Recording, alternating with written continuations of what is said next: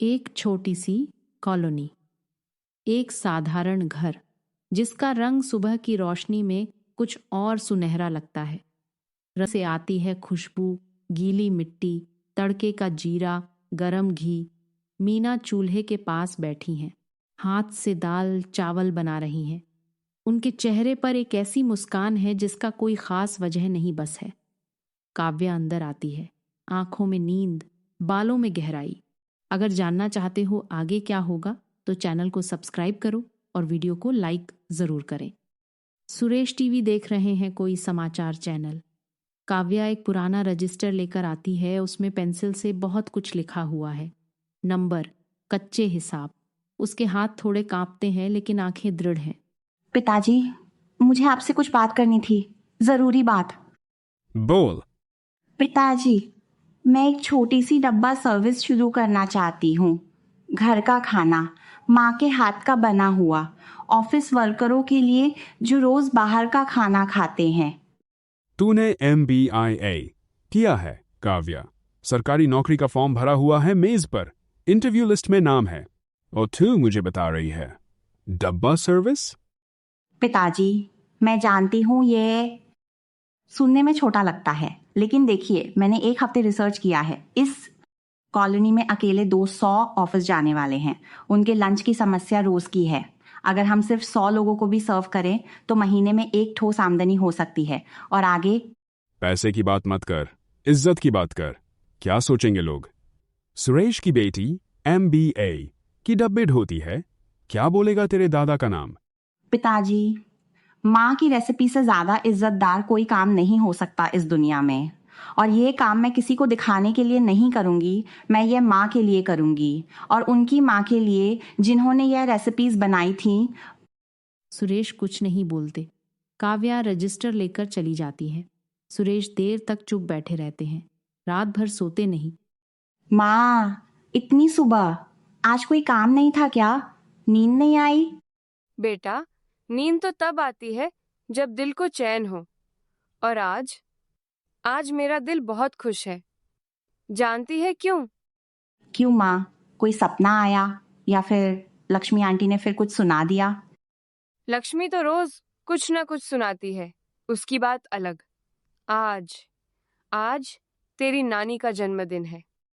नानी तो 3 साल हाँ पहले। बेटा, वो नहीं है, लेकिन उनकी यादें हैं, उनकी रेसिपीज हैं।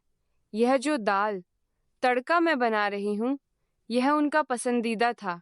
और जब मैं यह बनाती हूँ, लगता है जैसे वो मेरे पास हैं, पास बैठी हैं, यहाँ इस चूल्हे के पास। काव्या थोड़ी देर चुपचाप अपनी माँ को देखती है। उनके हाथ कैसे चलते हैं दिल से, बिना किसी जल्दी के। माँ, कभी सोचा है कि तेरी ये रेसिपीज दुनिया तक पहुंचनी चाहिए थी, सिर्फ इस घर की रसोई तक सीमित नहीं रहनी चाहिए थी। मैं तो बस एक आम घर की औरत हूँ काव्या। मेरे खाने में कोई जादू नहीं, सिर्फ प्यार है। और प्यार तो मैं अपने घर को ही देती हूँ। प्यार तो सबसे बड़ा जादू है माँ, और तुम्हारा प्यार सिर्फ हमारे घर के लिए। क्यों? दुनिया में कितने लोग हैं जो घर का खाना चाहते हैं, जो अपनी माँ की याद में तड़पते हैं, जो एक घर जैसा महसूस करना चाहते हैं। आंखें भरकर सीधे काव्या की आंखों में देखते हुए, क्यों नहीं बेटा, क्यों नहीं? दोनों चुप रहती हैं। रसोई में सिर्फ तड़के की आवाज है, घर की खुशबू, धीमी धूप। लक्ष्मी आंटी अपनी खिड़की से झांक रही हैं, हाथ में चाय का कप। राहुल अपनी पुरानी साइकिल पर आ रहा है, हाथ में एक झोला, आंखों में उत्साह। अरे काव्या बेटा, सुना है कुछ नया शुरू कर रही हो तुम?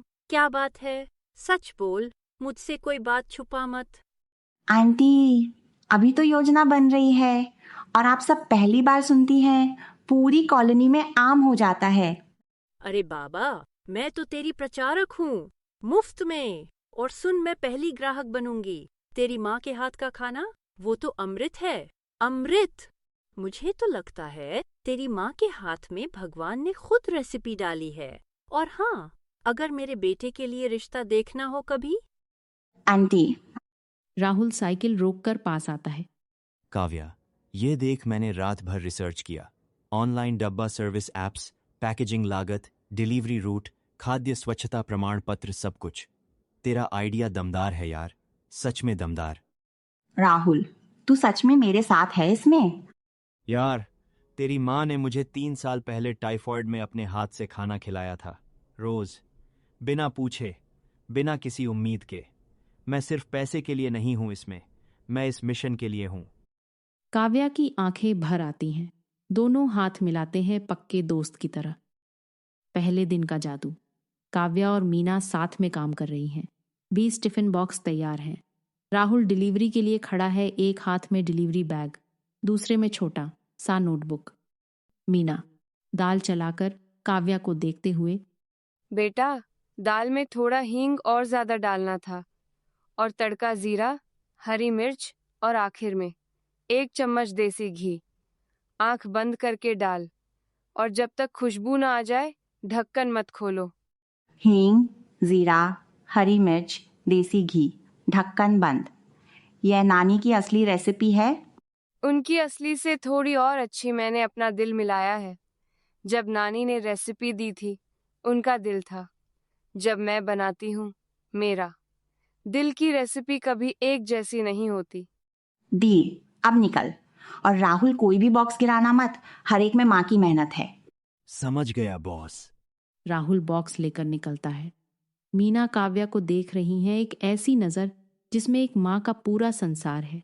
मीना धीरे से, खुद से, मेरे सपने को मेरी बेटी उड़ान दे रही है। राहुल एक व्यस्त व्यावसायिक इमारत के बाहर खड़ा है। लोगों की भीड़ है, लंच ब्रेक। राहुल ने एक छोटी सी फोल्डिंग टेबल लगाई है, थोड़ा घबराया हुआ है। भाई, क्या है इसमें? सुगंध अच्छी आ रही है।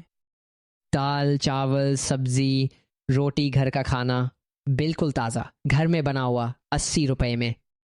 एक बॉक्स में सब कुछ और 80 में? पक्का ताज़ा है? आज का? भाई, जिस माँ ने बनाया उनकी रेसिपी 40 साल पुरानी है। जिस बेटी ने पैक किया उसकी नींद इसमें गई है। ताज़ा तो होगा ही। यार, लगता है मेरी माँ की दाल जैसी है यह। मैं लेता हूँ। 1 घंटे में सब 20 बॉक्स खत्म। राहुल फोन निकालता है, हाथ कांप रहे हैं। काव्या को कॉल करता है। काव्या, बिक गए, सब बिक गए, 1 घंटे में। सच में? राहुल, झूठ मत बोल। यार, एक बंदे ने खाकर कहा, यह खाना खाकर मुझे अपनी माँ याद आ गई। काव्या, ये टिफिन सर्विस नहीं है, ये कुछ और है। काव्या फोन रखकर एक पल आंख बंद करती है, फिर मीना के पास जाती है, उनका हाथ थामे लेती है।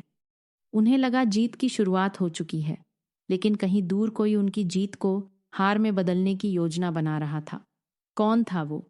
जानने के लिए पार्ट 2 जरूर देखें और चैनल सब्सक्राइब करना मत भूलिए।